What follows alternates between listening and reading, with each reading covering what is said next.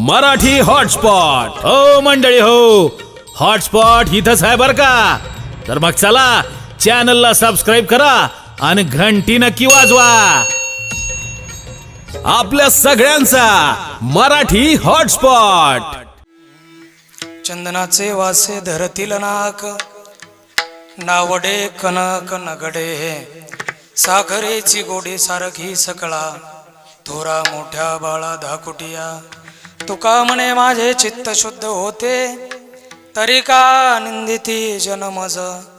साखरेची गोडी सारखी सकळा, थोरा मोठ्या बाळा धाकुटिया. विठ्ठला विठ्ठला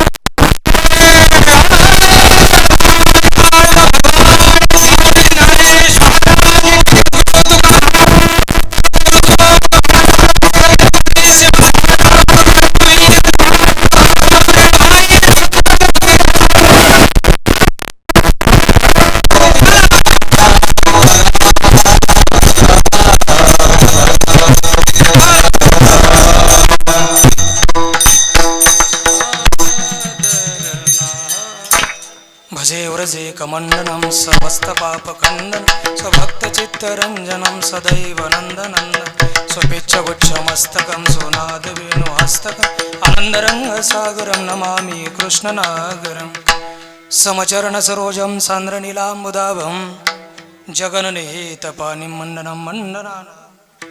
तरुण तुलसीमाला कंदरं कंजनेत्रं, सदय धवलहासं विठ्ठलं चिंतयामि. पांडुरंग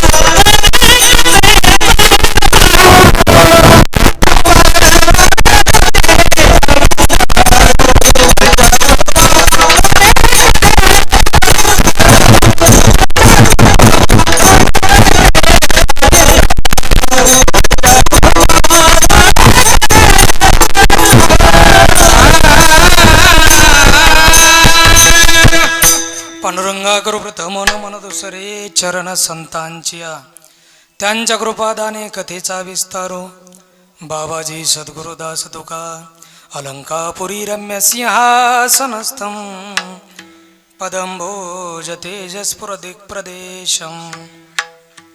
विधींद्रादिदेवै सदा स्तूयमानं, समाधिस्थमूर्तिं भजे ज्ञानदेवं. ओम नमो ज्ञानेश्वरा. ओम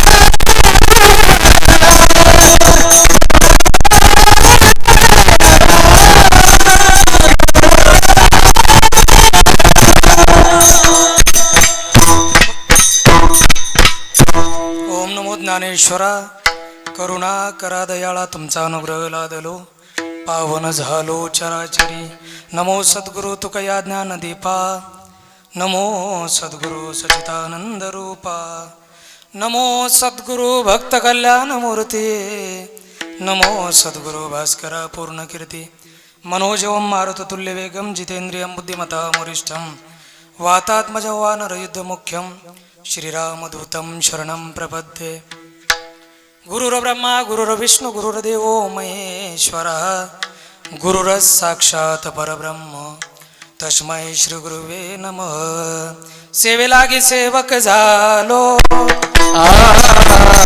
सेवेलागी सेवक सेवेलागी सेवक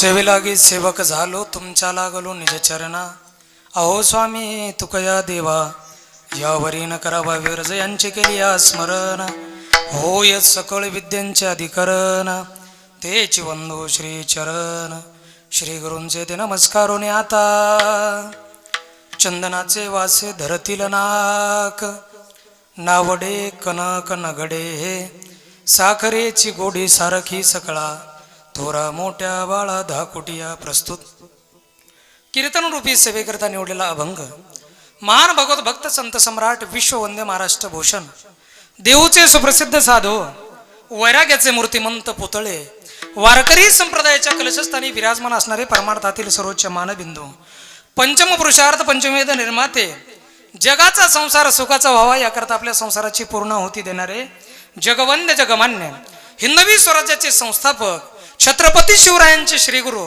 ज्ञानेशप्रिय जगद्गुरु तुकाराम महाराज यांचा देवाच्या पुढं आपल्या परमार्थातील अनुताप अर्थात पश्चाताप व्यक्त करणारा तीन चरणाचा अभंग आहे. विठाला विठाला.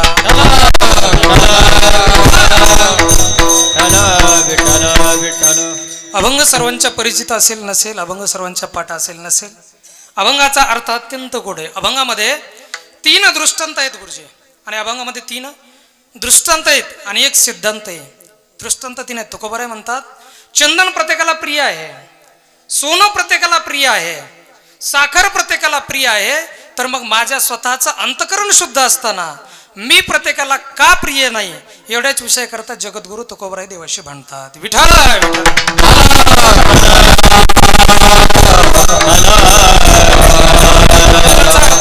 सांगतो, जगद्गुरु तुकोबाराय एवढ्याच विषय करता देवाशी भांडतात. तुकोबाराय देवा, चंदनाचा सुगंध जर प्रत्येकाला प्रिय असेल, सोनं जर प्रत्येकाला प्रिय असेल, साखर जर प्रत्येकाला प्रिय असेल, तर मग माझ्या स्वतःचं अंतकरण शुद्ध असताना मी प्रत्येकाला का प्रिय नाही, लोकांनी माझी निंदा का करावी एवढ्याच विषय करता जगद्गुरु तुकोबाराय देवाशी भांडतात. असो, अभंगावरती बोलत असताना थोडासा परिहार देणं महत्वाचं आहे. तो म्हणजे असा की आजची कीर्तन सेवा किम निमित्ते सर्वांना ज्ञात जरी असेल, सर्वांना माहिती जरी असेल, तरी देखील वक्त्याचं हे सांगणं आद्य कर्तव्य अनुषंगाने प्रतिवर्षाप्रमाणे याही वर्षी चालत असलेला अखंड हरिनाम सप्ताह लवळू क्रमांक 1 तालुका माजलगाव जिल्हा बीड या आपल्या गावामध्ये कैवल्याचे पुतळे, ज्ञानांचे शिरोमणी, योग्यांची माऊली, साधकांचे मायबाप, अलंकापूर पीठाधीश्वर विश्वसंत श्री माऊली ज्ञानोबाराय कर्तुम अकर्तुम अन्यथा कर्तुम भगवान श्री पांडुरंग परमात्म्याच्या असीम कृपा आशीर्वादाने सालाबाद प्रमाणे याही वर्षी भव्य आणि दिव्य स्वरूपामध्ये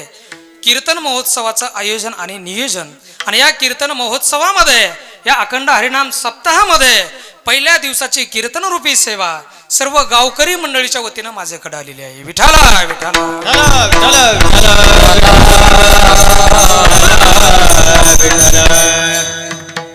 ज्यांच्याकडून मला ही सेवेचं आमंत्रण मिळालं, आपल्या गावातील सर्व नवयुवक तरुण मित्र मंडळ, मी नाव कुणाचा उल्लेख करणार नाही, भरत महाराज. त्याचं कारण आहे, सर्वजण माझ्याकडे आले आणि त्यांनी सांगितलं, महाराज तुम्ही कीर्तन करताय म्हटल्यानंतर आपल्या गावातली पहिली सेवा तुम्हाला घ्यावी लागेल.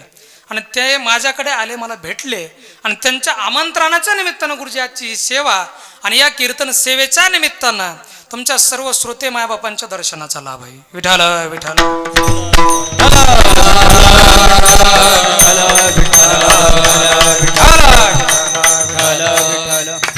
आजच्या या कीर्तन सेवेकरता आवर्जून उपस्थित असणारे महाराष्ट्रातील रती महारथी गुणवान मंडळी, त्यामध्ये प्रामुख्याने आता ज्यांनी सुंदर चाल गायली, महाराष्ट्रातील ख्यातनाम युवा कीर्तनकार, संगीत विशारद, संगीत रत्न आमचे परममित्र अनिरुद्धजी महाराज कारकर, आणि त्यांना ज्यांनी सुंदर साथ केली आहे, महाराष्ट्रातील सुप्रसिद्ध युवा कीर्तनकार, संगीत विशारद, संगीत रत्न आमचे अनिरुद्धजी महाराज नालेगावकर, आणि या दोन्ही संगीत विशारद, संगीत रत्नांना ज्यांनी साथ केली, माझे परममित्र माजलगाव तालुक्याचं प्रथम भूषण आणि नंतर महाराष्ट्र भूषण असणारे महाराष्ट्रातील ख्यातनाम पखवाजवादक आहेत म्हणण्यापेक्षा त्यांनी पखवाजाला हात लावला.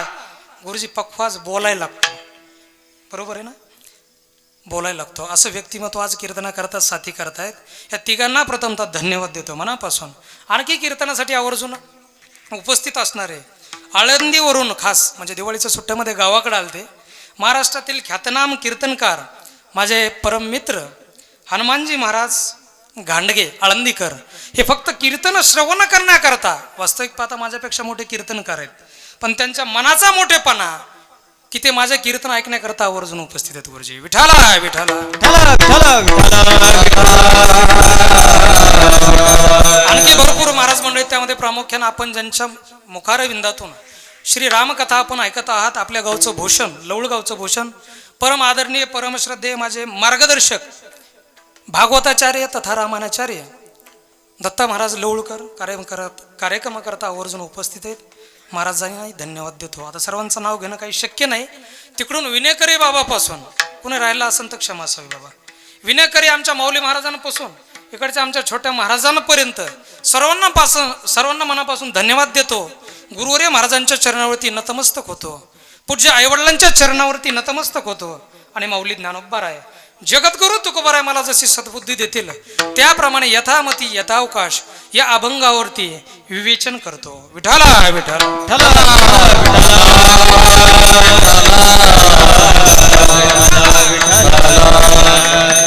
अभंगावरती बोलण्यापूर्वी माझी एक छोटीशी प्रार्थना आहे, विनंती ती म्हणजे अशी, इथून पुढे उभा राहिलेल्या कोणत्याही व्यक्तीने, गुरुजी कोणत्याही व्यक्तीने कोणतंही प्रमाण म्हणू द्यात, कोणतीही चाल म्हणू द्यात, चाल म्हणायची थांबले, प्रमाण म्हणायची थांबले की आपण बसलेल्या श्रोत्याने त्या उभा राहिलेल्या व्यक्तीच्या प्रमाणाकरता, चाली करता जोरदार टाळ्या वाजवायच्यात. वाजवा एकदा जोरदार टाळ्या. धन्यवाद. आता आपण ज्या टाळ्या वाजवल्या ह्या पहिल्या चाली करता झाल्या. अनिरुद्ध महाराज कारकर, अनिरुद्ध महाराज नालेगावकर आणि भरत महाराज यांच्या करता झाल्या असं गृहीत धरू. आता इथून पुढे कोणी कोणतंही प्रमाण म्हणू द्या महाराज, कोणतीही चाल म्हणू द्या, चाल म्हणायची थांबले, प्रमाण म्हणायची थांबले की आपण टाळ्या वाजवायचं विसरायचं नाही. त्याचं कारण सांगतो. आमचे बाबा मला एक सूत्र सांगत असतात, भरत महाराज, ना गुणी गुणनाम व्यक्ती गुणी गुणेशु मत्सरे गुणीच गुणरागेच ओरलो सुरलो जनहा. गुणहीन पुरुषाला गुणवानाची किंमत कळत नसते, गुणवान गुणवानाचा दोष करत असतो. एखादाच व्यक्ती असा असतो जो सर्व गुण संपन्न असतो आणि गुणवानावरती प्रेम करतो, असा व्यक्ती दुर्लभ असतो. मानुषम वरवंश जन्म विभो दीर्घायु हो आरोग्यता सन्मित्रम सुसुता सती प्रेतमा भक्तिश्च नारायणे विद्वत्वम स्वजनत्वम इंद्रिय सत्पात्रे दाने रती ते पुण्य नवीनात्रयदशो गुणा संसारून दुर्लभ. संसारामध्ये या 13 गोष्टी अत्यंत दुर्लभ सांगितल्या. ठीक विठाला विठाला.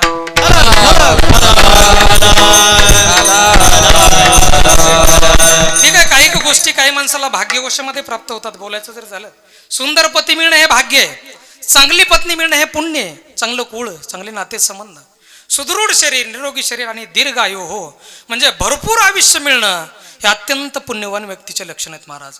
तसं अंगामध्ये गुण धारण करणं हे एक स्वतंत्र पुण्य आहे, पण अंगामध्ये कला असताना देखील, गुण असताना देखील पुढच्या व्यक्तीच्या कलेकरता गुणाकरता टाळी वाजवणं हा एक स्वतंत्र गुण आहे, हा एक स्वतंत्र गुण आहे. भरत महाराज माणसं गुणावरती प्रेम करतात, गुणवानावरती नाही. माणसं कलेवरती प्रेम करतात, गुरुजी कलाकारावरती नाही. हनुमान महाराज माणसं वक्तृत्वावरती प्रेम करतात पहा, वक्त्यावरती नाही. कारण कला गुण आणि तारुण्य मायनस झालं की माणसं जवळ थांबत नाहीत पहा. गुण संपला की ब्रेकअप होत असतं, तारुण्य संपला की डिवोर्स होत असतो, घटस्फोट होत असतो, तलाक होत असतो महाराज. कोणीही कुणाच्या जवळ थांबण्याकरता तयार राहत नाही महाराज. या महाराष्ट्रातली प्रचंड मोठी मोठी उदाहरणं आपण ऐकली असतील महाराज. भरपूर कीर्तन आपण फिरताय, नक्की ऐकले असतील. या महाराष्ट्रामध्ये, या वारकरी संप्रदायामध्ये ज्यांच्याकडून एक वाघ म्हणून पाहिलं जायचं गुरुजी, ज्यांच्याकडे एक वाघ म्हणून पाहिलं जायचं, वैकुंठवासी परम आदरणीय वेदांत वाचस्पती, वा धन्यवाद, परम आदरणीय जगन्नाथ अण्णा पवार, वारकरी संप्रदायातले प्रचंड मोठे प्रवक्ते. अण्णा किती मोठे होते हे जर सांगत बसलो ना, पूर्ण कीर्तन अण्णांवरती संपल. फक्त स्मरण करून देतो की ज्या वेळेला प्रतिभाताई पाटील राष्ट्रपती असताना अण्णांचा सत्कार त्यांनी दिल्लीमध्ये केला, त्यावेळेला एक 10 ते 15 मिनिटं प्रतिभाताई पाटील आणि जगन्नाथ अण्णांची चर्चा झाली भरत महाराज. तर त्यावेळेला अण्णांच्या वक्तव्यावरती इम्प्रेस होऊन, अण्णांच्या बोलण्यावरती प्रभावित होऊन प्रतिभाताई बोलल्या की वारकरी संप्रदायामध्ये आपल्या एवढी उंच विचार सरणीचे आणि मोठे वक्ते आहेत. काय बोलणं असेल महाराज अण्णांचं, काय बोलणं असेल. चला याही पुढे जाऊन सांगतो. आळंदीमध्ये जोग महाराजांच्या समाधीसमोर घाटावरती अण्णांचं कीर्तन होतं. कीर्तन करता अभंग घेतला होता, साधकाची दशा उदास असावी. आणि कीर्तनाचं निमित्त होतं गुरुनाम गुरु बंकट स्वामी महाराजांच्या पुण्यतिथीचं. आणि कीर्तन ऐकण्याकरता समोर जी दिग्गज मंडळी होते ना हनुमान महाराज, त्यामध्ये प्रामुख्याने आदरणीय किसन महाराज साखरे होते, डॉक्टर विजयजी भटकर होते, परमसंगणक महातज्ञ, डॉक्टर विश्वनाथ कराड होते, MIT कॉलेजचे सर्वे सर्वा, अशी दिग्गज मंडळी ज्यांची कीर्तन प्रवचन ऐकायची महाराज. यावरून अंदाज काढा अण्णांचं वक्तव्य कुठलं असेल, किती मोठं असेल आणि व्यक्तिमत्वही किती मोठं असेल. पण दुर्दैव सांगतो महाराज, कदाचित तुम्हाला माहिती असेल, 8 वर्षापूर्वी त्याच अण्णांचा आवाज गेला. या माईकवरती बोलून बोलून गळ्याला छिद्र पडलं भरत महाराज. वस्तुस्थिती सांगतोय मी, कुणाचं ऐकून नाही सांगत, अनुभवून सांगतो. या माईकवरती बोलून अण्णांचा आवाज गेला. तर शेवटच्या काळामध्ये शेजारी बसण्याकरता महाराज माणूस नव्हता त्यांचा शेवट झाला दौलताबाद. परमेश्वर महाराज कोरडे माझे मित्र आहेत, त्यांच्याजवळ त्यांचा शेवट झाला. आणि त्यांचं अनुभवाचं बोलणं ऐकूनच मी तुम्हाला सांगतोय. विठाला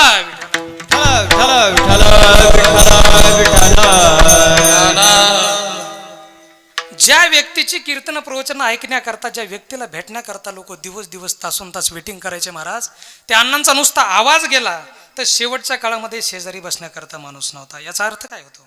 याचा अर्थ फक्त गुरुजी एकच होतो की माणसं फक्त वक्तृत्वावरती प्रेम करतात, वक्त्यावरती नाही. फिल्म इंडस्ट्रीज मधल्या एका मोठ्या व्यक्तीचं नाव तुम्हाला सांगतो, हनुमान महाराज. कीर्तन संपल्यानंतर युट्यूबला गुगलला नाव सर्च करा, ज्यांचं नाव राजेश खन्ना. सिने क्षेत्रातला अतिशय लोकप्रियता असलेलं व्यक्तिमत्व आहे महाराज, अतिशय लोकप्रियता. बरं नातेसंबंधही तेवढे मोठे होते.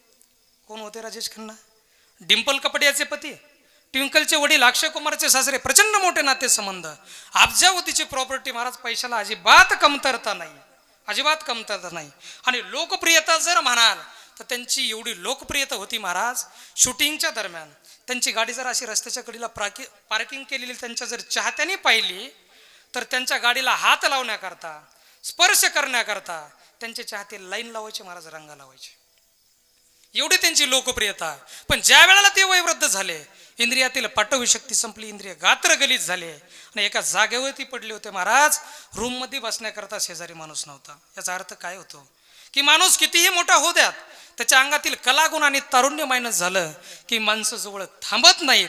हेच गुरुजी त्याचं उत्तर आहे. विठाला विठाला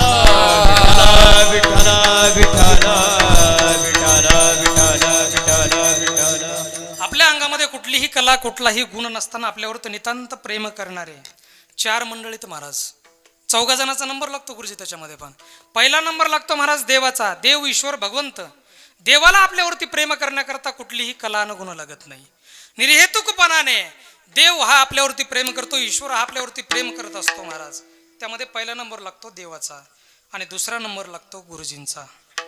मग ते आध्यात्मिक क्षेत्रातले गुरुजी असू द्या, महाराज असू द्या बरं का सर, किंवा शालेय जीवनातले शिक्षक असू द्या, सर असू द्या, त्यांना विद्यार्थी घडवण्याकरता कुठल्याही कलेची गुणाची अपेक्षा नसते महाराज. कसलाही विद्यार्थी असला तरी त्याला घडवण्याचं काम ते गुरुजी करत असतात, ते महाराज करत असतात, ते बाबा करत असतात. आता आध्यात्मिक क्षेत्रामध्ये आपल्या गावातली 4 नवीन महाराज मंडळी, तरुण महाराज मंडळी आळंदीला शिकण्याकरता गेली. तर त्यांना ज्यांच्याकडे आपण शिकाय ठेवलं, परम आदरणीय हनुमान महाराज आपल्या समोर आहेत बाबा, यांच्याकडे ते विद्यार्थी. तर हे विद्यार्थी घडवण्याचं काम हे गुरुजी करतात. मग त्याच्यामध्ये कुठली कला असेल, गुण असेल नसेल, काही घेणं देणं नाही. विद्यार्थी घडवण्याचं काम हे गुरुजी करतात. हेच विद्यार्थी भविष्यामध्ये भरत महाराजांसारखे वादक बनतात, कारकर महाराजांसारखे गायक बनतात, नालेगावकर महाराजांसारखे गायक बनतात, आमच्या हनुमान महाराजांसारखे कीर्तनकार बनतात महाराज. मग असे विद्यार्थी घडवण्याचं काम हे गुरुजी करत असतात महाराज. आपल्याला वाटतं महाराज भरत महाराजाला डबल माईक आहे, कणिक लावली, पावडर लावली, दन दन दन वाजवायचं नसतं. सोपं आहे का गुरुजी? ते जावे त्याच्या वंशात तेव्हा कळे. आता त्या चौघाला माहीत झालं पहा. मला वाटतं त्यांचे 45 बोल झाले चौघाचे, पण त्यांना कळलं की पक्वास शिकणं सोपं नाही महाराज. 45 बोलामध्येच घट्टे पडले त्यांना. विठाला विठाला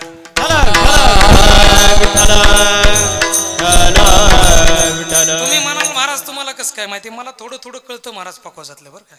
आता तो म्हणजे आता मी तुम्हाला परीक्षा म्हणून नाही महाराज, पण हनुमान महाराज तुम्ही अलंकार आहेत पक्वासामध्ये, आणि तुम्ही दोघांच्या पुढं मी काय बोललो म्हणणं म्हणजे चुकीचं आहे. पण एक थोडासा नमुना म्हणून मला काय थोडंफार कळतं यातलं बाबा, हे माझ्या गावकरी मंडळीला पण कळलं पाहिजे ना. गुरुजी मी काहीतरी म्हणतो ते वाजवतो मी, जे माझ्या ओठातून निघेल ना महाराज, बरं का सर, पाटील सर, ते महाराजांच्या बोटातून निघते. जे शब्द माझ्या ओठातून निघणार आहेत 100% त्यांच्या बोटातून निघणार आहे, ते मला चांगलं माहिती आहे. फक्त मलाच जमलं पाहिजे आता. म्हणून गुरुजी गिनतरी कडे तक्ता कथा की दिन नगधेता गिंतरानदा दिनता कत्तिट्ट धाद्री कडे तकडे धा धाद्री कडे तकडे धा धाद्री कडे तकडे धा. टाळी वाजवून दे. माझ्या बोलामध्ये आणि त्यांच्या वाजवण्यामध्ये काही फरक जाणवला का? तुम्ही म्हणाल महाराज तुम्ही एकच बोल पाठ केला असं, अजून एकच म्हणतो. आता सगळ्या बोलावरच कीर्तन संपन्न आपलं. धा किट धुमकिट तकिट तका किट तक तक धुमकिट तकिट तका किट तकिट तकिट धुम तिटक तक दिगन धागे तिरे किट धागे तिटक तक दिगन.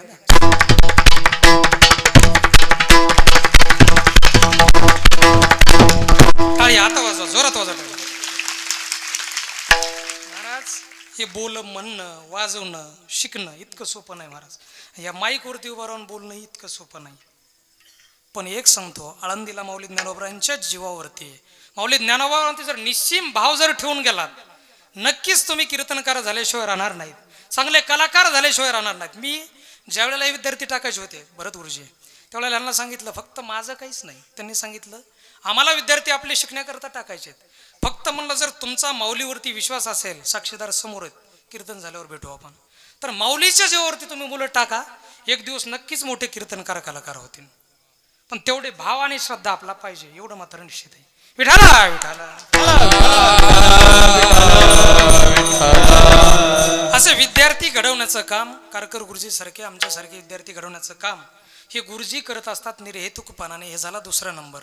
यामध्ये तिसरा नंबर लागतो महाराज निर्हेतुकपणाने आपल्यावरती प्रेम करणाऱ्यामध्ये. तिसरा नंबर लागतो महाराज आईचा, आणि चौथा नंबर लागतो वडिलाचा. आई वडिलांना आपल्यावरती प्रेम करण्याकरता कुठलीही कला आणि कुठलाही गुण लागत नाही महाराज, निर्हेतुकपणाने. मग मुलगा कसाही असू द्या, काळा असो, गोरा असो, आंधळा असो, पांगळा असो, लंगडा असो, लुळा असो, बुद्धिमांद्य असो की बुद्धिमान असो द्या महाराज, आई वडिलांना त्यांच्यावरती प्रेम करण्याकरता कुठलीही कला आणि कुठलाही गुण लागत नाही महाराज.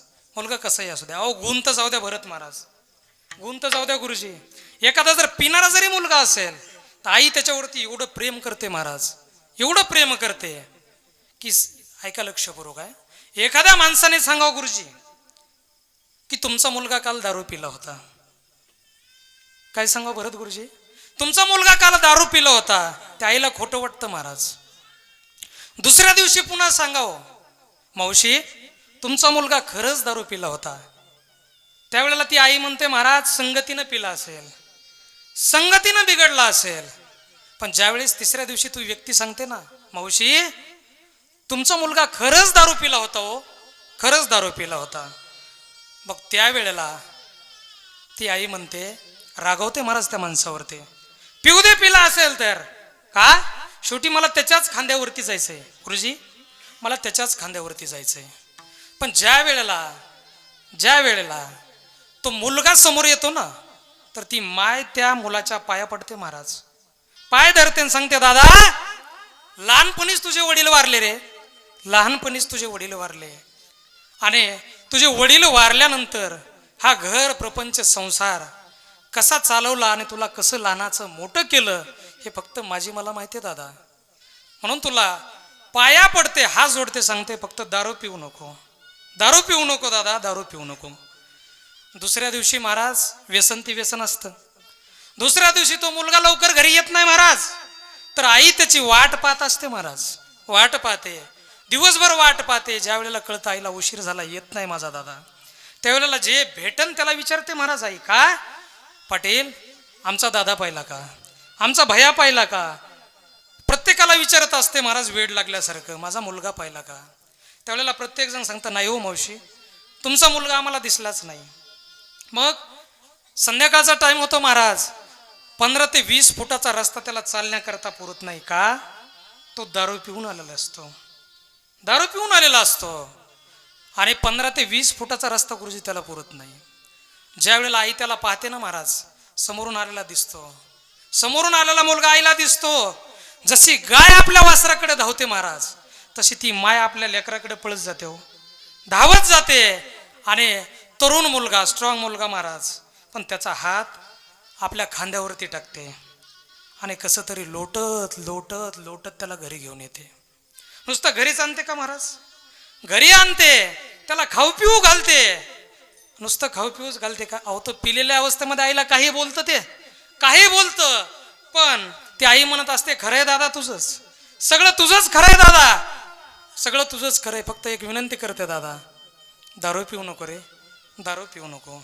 आई कसं तरी त्याला झोपवते झोपवते आणि तो झोपल्यानंतर देवाच्या फोटोच्या समोर हात जोडून प्रार्थना करते, देवा माझा एकुलता एक मुलगा आहे आणि यांनी जर असं केलं तर आमचं कसं होईल, आमचं कसं होईल. मग आई जेवत नाही महाराज, 2-3 घोटं पाणी पिते आणि तिला डोळा लागतो. दुसऱ्या दिवशी ज्या वेळेला ती माय उठते महाराज, सकाळी त्या पोराच्या पाया पडते, हो पाया पडते, सांगते दादा तुझ्या बरोबरचे मुलं आहेत ना, तुझ्या बरोबरचे जे मुलं आहेत ना, काही शिक्षक झाले, काही वकील झाले, काही डॉक्टर झाले, पण माझी एवढी इच्छा नाही की तू डॉक्टरच झाला पाहिजे, तू शिक्षकच झाला पाहिजे, माझी अजिबात अपेक्षा नाही. तुझ्या माईच्या मनगटामध्ये बळ आहे ना, तोपर्यंत तुला बसून खाऊ घालते रे दादा, फक्त तुझ्या पाया पडते, तू दारू पिऊ नको. काय सांगते, तू फक्त दारू पिऊ नको. तुझ्या माईच्या मनगटामध्ये जोपर्यंत ताकद आहे तोपर्यंत तुला बसून खाऊ घालते, फक्त तू दारू पिऊ नको. सर तिलाच माय म्हणतात, बरं तिलाच माय म्हणतात. गुणवानावरती कुणी प्रेम करेल, पण पिणाऱ्या माणसावरती, पिणाऱ्या मुलावरती प्रेम करणारी ती फक्त आईच असते महाराज. आपण घरातून बाहेर निघावं, आईने हाक मारावी, का रे दादा चाललास का, त्यावेळेला आपण लक्षपूर्वक पाहत जायचं. आईच्या डोळ्यामध्ये पाहायचं परत येऊन कधीतरी. तर आईच्या डोळ्यामध्ये आपण बाहेरगावी कुठं जाताना डोळ्यामध्ये अश्रू असतात महाराज, कधीतरी ते अश्रू पाहिले पाहिजेत. आईला विचारायचं काय झालं आई, का रडतेस, त्यावेळेला ती माय सांगत असते काही नाही रे दादा, तू घरामध्ये असला ना घर कसं भरून वाटतं दादा, घर भरून वाटतं, पण तू जर घराच्या बाहेर पडला ना घरामध्ये हुरहुर वाटतं रे दादा, हुरहुर वाटतं. टीव्हीला पेपरला काही बातम्या येतात दादा, तुला हात जोडून विनंती करते की तुझी गाडी तू सांभाळून चालवत जा, काळजी वाटते रे, काही बातम्या येतात. तिलाच आई म्हणतात महाराज. या जगामध्ये, या जीवनाच्या चित्रपटामध्ये निर्हेतुकपणाने आपल्यावरती जर कोणी प्रेम करत असेल ना महाराज, तर ते फक्त आई आणि वडील हे दोनच विद्यार्थी. ऐसे कळवळाची जाते, ऐसे कळवळाची जाते, ऐसे कळवळाची जाते, ऐसे कळवळाची ऐसे कळवळाची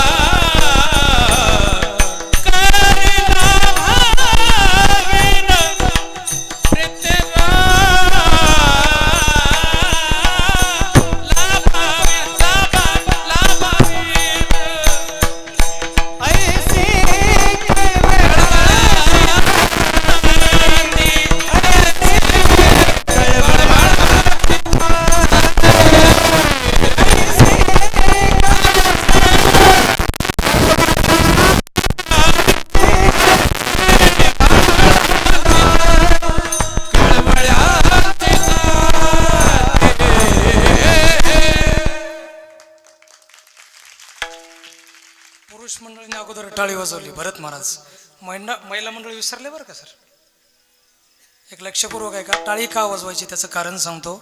पुढच्या व्यक्तीच्या कलेचा गुणाचा केलेला आदर, रिस्पेक्ट, कदर, भावना, उत्साह, प्रोत्साहन अनेक शब्द याला वापरता येतील महाराज.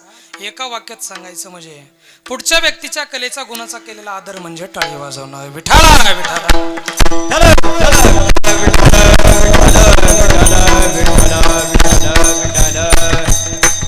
ऐसी कळवळ्याची जाती करीला भाविन प्रीती. हे प्रमाणे या मंडळीने आपल्यावरती निस्वार्थपणाने प्रेम केलं. गुरुजी निस्वार्थपणाने प्रेम केलं.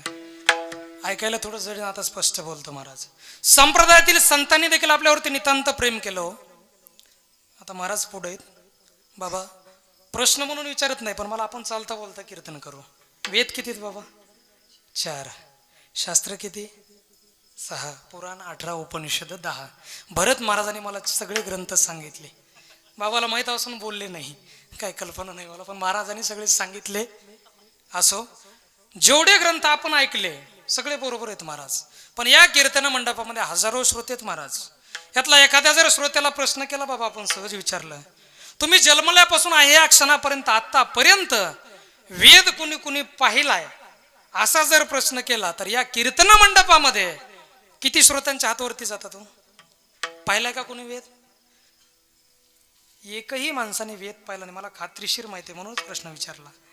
पण वेद सांगू शकतो महाराज. गुरुजी किती? 4 वेद. ते प्रत्येक जण सांगेल, पण ते ऐकून पाठ केलेलं आहे आपण. ते तर आमच्या पंजोबाला माहित होतं 4 वेद, ते आमच्या आजोबाला माहिती झालं 4 वेद, ते आमच्या वडिलांना माहित झाले 4 वेद. आम्ही पुढच्या पिढीला सांगतो, दादा रे 4 वेद आहेत. पण असं कधी जर प्रश्न विचारला महाराज तुमच्यासारख्यानी, तर हात एकही वरतीचा. त्याचं कारण वेद आम्ही पाहिला नाही महाराज, शास्त्र आम्ही पाहिलं नाही, पुराण आम्ही पाहिलं नाही, उपनिषद आम्ही पाहिले नाही, तरीही आपण हनुमान महाराज आपण सर्वच ना, आपण कीर्तन करायलो. वारकरी संप्रदायाचे प्रवक्ते म्हणून फिरतोय, वारकरी संप्रदायाचे गुरुजी वक्ते म्हणून फिरतोय. कुठल्या ग्रंथाची कृपा आहे महाराज आपल्यावरती? छातीवरती हात ठेवून सांगतो महाराज, एक जगद्गुरु तुकोबारायचा गाथा, दुसरी माऊली ज्ञानोबारांची ज्ञानेश्वरी, या 2 ग्रंथांची आपल्यावरती नितांत कृपा आहे, नितांत कृपा आहे. हे 2 ग्रंथ जर या 2 संतांनी आपल्याकरता जर मराठीमध्ये उपलब्ध करून दिले नसते, संप्रदायाचा प्रचार प्रसार देखील झाला नसता. आज लवळमध्ये तुम्हाला कीर्तन ऐकायला मिळाले नसते, ज्ञानेश्वरी पारायण ऐकायला करायला मिळालं नसतं महाराज. म्हणून सांगतो, या 2 संतांनी हे 2 ग्रंथ आपल्याकरता उपलब्ध करून दिले. हे आपल्यासाठी एक पर्वणी महाराज. एक जगद्गुरु तुकोबाराय, दुसरे माऊली ज्ञानोबाराय. तुकोबारांनी 5 वेद श्री गाथा, गाथेची निर्मिती शुद्ध मराठीमध्ये केली महाराज. म्हणून तुम्हाला आम्हाला सर्वसाधारण माणसाला गाथा कळतो. माऊली ज्ञानोबारायांनी संस्कृतवरती टीका करून प्राकृत ज्ञानेश्वरी आपल्याकरता उपलब्ध करून दिली. म्हणून आज महाराज आनंदाची गोष्ट सांगतो, मी अंदाजे सांगतो बरं का, विचारलं नाही. पण मी सकाळी इथं पूजा करता आलतो. कमीत कमी पहिल्या दिवशी आपल्या गावामध्ये 150 ते 200 पारायणाला बसलेले श्रोते आहेत बरं पहिल्या दिवशी. उद्या हा आकडा निश्चित वाढेल याची मी अपेक्षा करतो. विठाला विठाला.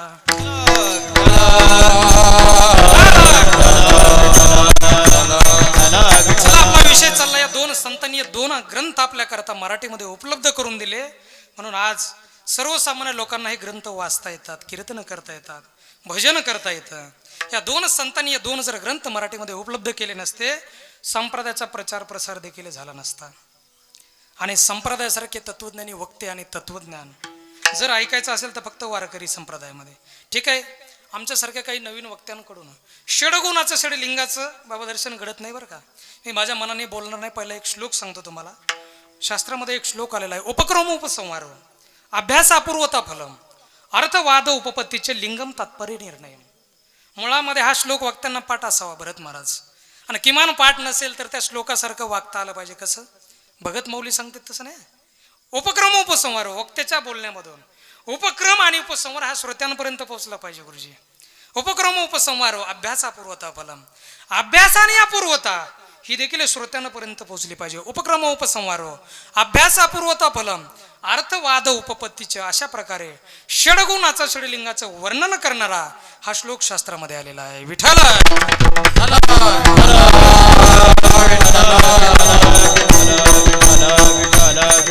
मी या संबंधाने बोलत गेलो. जगद्गुरु तुकोबाने गाथेची निर्मिती केली. आता गाथा या विषयावरती बोलत गेलो. विषय वाढेल, वेळ लांबेल, कीर्तनही लांबेल. बरोबर आहे ना गुरुजी. त्याकरता फक्त स्मरण करून देतोय की आजच्या अभंगामध्ये जगद्गुरु तुकोबाराय पश्चाताप व्यक्त करतात. तुकोबाराय म्हणतात अंतकरणाचा परिणाम जर कोणत्याही वस्तूवरती होत असेल, कोणत्याही पदार्थावरती जर होत असेल, तर मग माझ्या अंतकरणाचा, माझ्या चित्ताचा परिणाम लोकांवरती का झाला नाही, का झाला नाही. आता अंतकरणाचा परिणाम काय आणि कसा होतो सर, हे विषय तुम्ही ऐकला एकदा, परत सांगतोय. अंतकरणाचा परिणाम काय आणि कसा होतो हे पटवून देण्याकरता एक थोडंसं नवीन लेटेस्ट उदाहरण सांगतो. हनुमान महाराज अमेरिकेमध्ये, अंतकरण सांगतो बरं, अमेरिकेमध्ये 2 वर्षापूर्वी एक प्रयोग करण्यात आला बाबा. एका व्यक्तीला एका रूममध्ये बंद करण्यात आलं. त्याला एका खुर्चीवरती बसवलं गुरुजी, आणि खुर्चीवरती बसवल्यानंतर त्या व्यक्तीचे पाय बांधले. मृत्यूदंडाची शिक्षा होती त्याला. त्या व्यक्तीचे पाय बांधले, त्या व्यक्तीचे हातही खुर्चीवरती असे पाठीमागे बांधले, आणि त्या व्यक्तीच्या समोर एका काचाच्या पेटीमध्ये अत्यंत विषारी जातीचा साप आणून ठेवला महाराज. त्या व्यक्तीला सांगण्यात आलं काही वेळामध्ये आम्ही तुझी डोळीही बांधणार, आणि बांधण्याच्या अगोदर त्याला ते दाखवण्यात आलं हा पेटीमधला साप तुझ्या रूममध्ये सोडणार. ठरल्याप्रमाणे त्या व्यक्तीचे डोळे बांधले, त्याला दिसणार नाही याची काळजी घेतली, पण ठरल्याप्रमाणे त्या व्यक्तीच्या रूममध्ये साप सोडला नाही महाराज. त्या व्यक्तीचे पाय बांधले, हात बांधले, डोळे बांधले, आणि रूममध्ये ठरल्याप्रमाणे साप सोडला नाही. का? अमेरिका आहे, प्रयोग करायचा होता. अंतकरण सांगतो लक्षपूर्वक आहे का. त्यांनी साप तर सोडला नाही, पण प्रयोग सुरू केला. भरत महाराज हातामध्ये 2 टाचण्या घेतल्या. त्या 2 टाचण्या त्या व्यक्तीच्या उजव्या पायाला मारल्या. त्याच 2 टाचण्या त्या व्यक्तीच्या डाव्याही पायाला बांधल्या, आणि काही क्षणामध्ये ती व्यक्ती मरण पावली महाराज. त्या व्यक्तीला साप चावला होता का, पण मरण पावली. आता बॉडी पडली. जी व्यक्ती जिवंतपणे बांधलेली महाराज, बॉडी कशी पडली असेल, बांधलेलीच ना. पाय सोडले, हात सोडले, त्याचे डोळेही सोडले. त्याची बॉडी PM करण्याकरता हॉस्पिटलला पाठवली. त्याचा रिपोर्ट आला. डॉक्टरांनी त्याच्या मरणाचं रिझन असं सांगितलं, त्याच्या मरणाचं कारण असं सांगितलं की या व्यक्तीच्या पोटामध्ये, या व्यक्तीच्या बॉडीमध्ये अत्यंत विषारी जातीच्या सापाचं विष सापडलं आणि व्यक्ती मरण पावली. काय सांगितलं महाराज? अत्यंत विषारी जातीच्या सापाचं विष या व्यक्तीच्या बॉडीमध्ये सापडलं आणि ही व्यक्ती मरण पावली. मग तिथून पुढे अमेरिकेनं 195 देशामध्ये ही घटना क्लिअर केली, कबूल केली, सांगितली. तुमच्या माहिती करता सांगतो, गुगलला एक वाक्य सर्च करा, टोटल कंट्रीज ऑफ वर्ल्ड. असं जर नेटला तुम्ही वाक्य सर्च केलं तर 195 देश दिसतात. 195 देशामध्ये ही घटना मान्य केली, कबूल केली. याचा अर्थ काय? जर त्या व्यक्तीला साप चावलाच नव्हता गुरुजी, त्या व्यक्तीला साप चावलाच नव्हता, तर त्याच्या बॉडीमध्ये सापाचं विष आलं कुठून? हा प्रश्न इथं निर्माण झाला गुरुजी तुमच्या मनामध्ये, माझ्याही झाला. तर या प्रश्नाचं उत्तर त्या शास्त्रज्ञाने फार गोड दिलंय. शास्त्रज्ञाने सांगितले हजारो वर्षाचं हॅमरिंग, हजारो वर्षाचं हॅमरिंग आहे. हजारो वर्षाच्या अंतकरणावरती झालेले परिणाम आहेत. का? एखादी घटना आपण डोळ्याने पाहिली, रस्त्याने चालत असताना, गावामध्ये चालत असताना गुरुजी, एखादी घटना आपण डोळ्याने पाहिली ती अंतकरणामध्ये बसते. आणि जी घटना अंतकरणामध्ये बसते ती चित्तामध्ये बसते. परिणामतः चित्ताचा आणि अंतकरणाचा परिणाम चिंतन चालू होतं. तसं या व्यक्तीने फक्त एकच घटना डोळ्याने पाहिली होती. कोणती? जी वस्तू मला येऊन चावणार आहे ती काय? साप आहे. साप चावला की मी मरणार, एवढीच घटना त्याच्या अंतकरणात बसली. परिणामतः अंतकरणाचं चित्ताचं चिंतन चालू झालं काय? की जी वस्तू मला येऊन चावणार आहे ती साप आहे, आणि साप चावला की मी मरणार. या चित्ताच्या आणि अंतकरणाचा चिंतनाचा परिणाम न चावलेल्या सापाचं विष त्याच्या पोटामध्ये तयार झालं आणि ती व्यक्ती मरण पावली. गुरुजी हे उदाहरण थोडं लांबचं झालं का? आपल्या परिसरातलं सांगतो. एकदा भजन करा विठाला विठाला.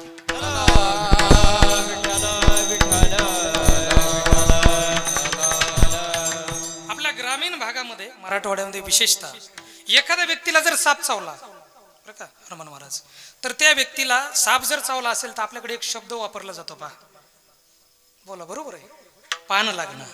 मग एखाद्या व्यक्तीला जर पान लागला असेल तर त्या व्यक्तीला गावात एक टेस्ट घेतली जाते. पहा की या व्यक्तीला खरंच पान लागलंय का, खरंच साप चावलाय का, हे पाहण्याकरता पूर्वीच्या काळामध्ये एक टेस्ट घेतली जायची. बरोबर आहे ना? त्या व्यक्तीला काय करतात? बोलत चला. सर धन्यवाद. त्या व्यक्तीला लिंबाचा पाला खाऊ घातला जातो. पण ज्या व्यक्तीला पान लागलंय त्याला तो कसा लागतो? गोड लागतो. आता उदाहरण सविस्तर आहे का? एक तरुण शेतकरी, दुष्काळाचे दिवस, पूर्वीचं सांगतो, आता अतिवृष्टी, आताच नाही सांगत, 1 महिन्यापूर्वीचं सांगतो. त्यावेळेला दुष्काळ होता महाराज. तर असाच एक तरुण शेतकरी बरं का आमच्यासारखाच, तो शेतामध्ये दारे धरण्याकरता गेला. मिरच्यामध्ये दारे धरत असताना मोटर त्याची सांगड्या वालेली होती. आता बोर वरून वाहिलेत महाराज. बरोबर आहे सर? एवढा पाऊस झाला तर मग सांगड्यावर मोटर आहे महाराज, दारे धरतो. त्याचं दुर्भाग्य, खालून बळीमधून साप आला आणि सापाने त्याला दंश केला. तो घाबरला. तरुण मुलगा होता, शेतकरी होता. धावत पळत गावामध्ये आला आणि आरडाओरडा करायला, का मला साप चावलाय, मला पाहणं लागलंय. मग जवळचे काही वयोवृद्ध, मंदिराजवळती बसलेले असं बाबासारखे वयोवृद्ध मंडळी, आमच्या नानासारखे, त्यांनी विचारलं, अरे काय झालं बाळू? काय नाही हो बाबा, मला साप चावलाय. घाबरू नको, तुला पान लागला असेल, आपण टेस्ट करू. कोणती टेस्ट? त्याचं ब्लड काढलं का? नाही, पूर्वीच्या काळामधली टेस्ट सांगतो. त्याला लिंबाचा पाला खाऊ घातला, त्याला तो गोड लागला सर. त्याच्यावर दुसरा प्रयोग केला, त्याला मिरचीही खाऊ घातली, त्याला तीही गोड लागली. आता मग जवळचे काही आपतिष्ट मंडळी होते ना त्यामध्ये, ते म्हणले आता प्रयोग करण्यात मजा नाही, नाही तर दुसराच प्रयोग व्हायचा. लवकर गाडी बोलवा. गाडी बोलवली जाते. त्या पेशंट गाडीमध्ये टाकलं जातं. तालुक्याच्या जिल्ह्याच्या ठिकाणी त्याला घेऊन जातात. त्याचं ॲडमिट करतात. त्याचं चेकअपही होतं आणि त्याचा रिपोर्टही येतो. अंकुश सर, तुमच्या मनात आणखी एक प्रश्न पडला असेल. हे पेशंट आत्ताच खेडेगावात होतं, हे शहरात गेलं, ह्याला ॲडमिट केलं, ह्याचं चेकअप केलं, ह्याचा रिपोर्ट आला. आम्हाला तर साध्या रिपोर्टला 2 तास लागतील. मग ह्याचा रिपोर्ट एवढा फास्ट आलाच कसा? कीर्तनामध्ये रिपोर्ट तयारच असतात महाराज, तर श्रोते जागेन तत्पर लागतात. बरं का? विठाला विठाला.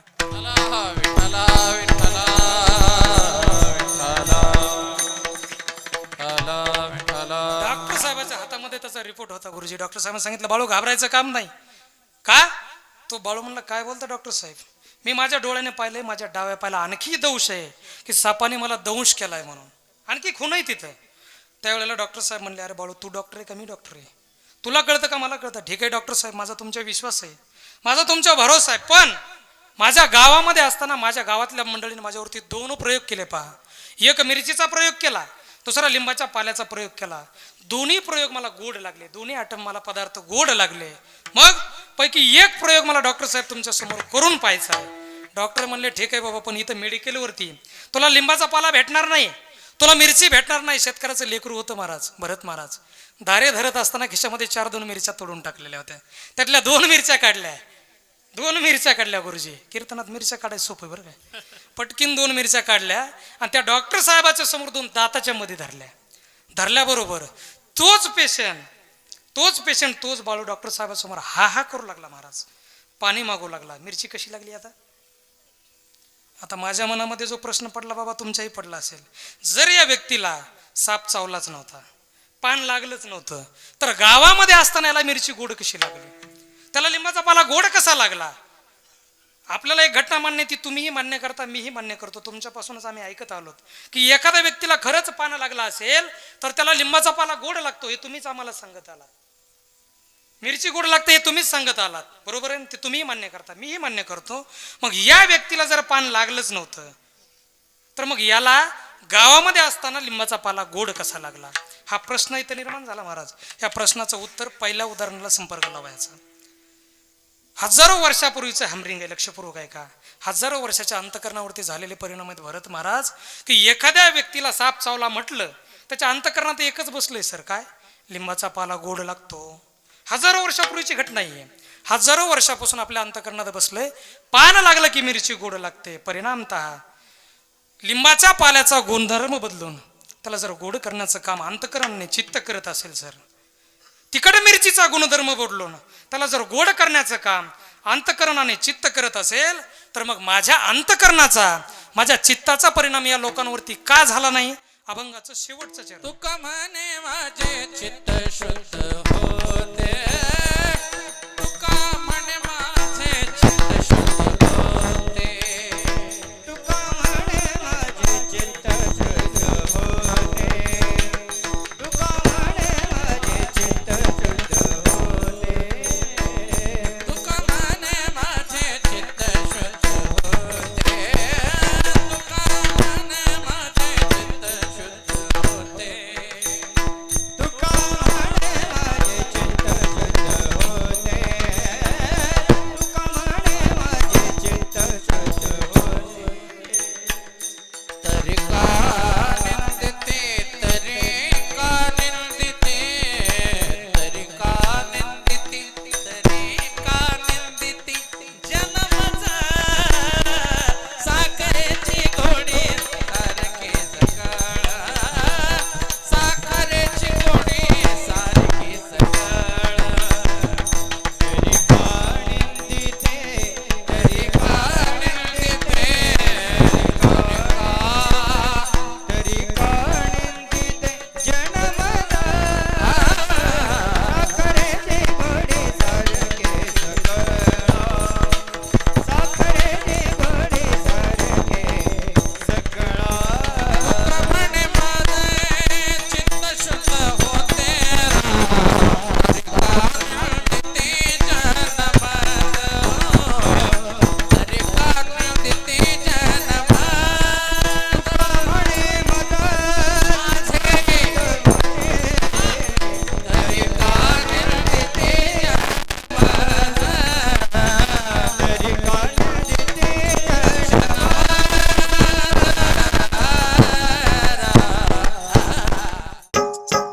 मराठी हॉटस्पॉट. हो मंडळी हो, हॉटस्पॉट इथंच आहे बर का. तर मग चला चॅनलला सबस्क्राईब करा आणि घंटी नक्की वाजवा.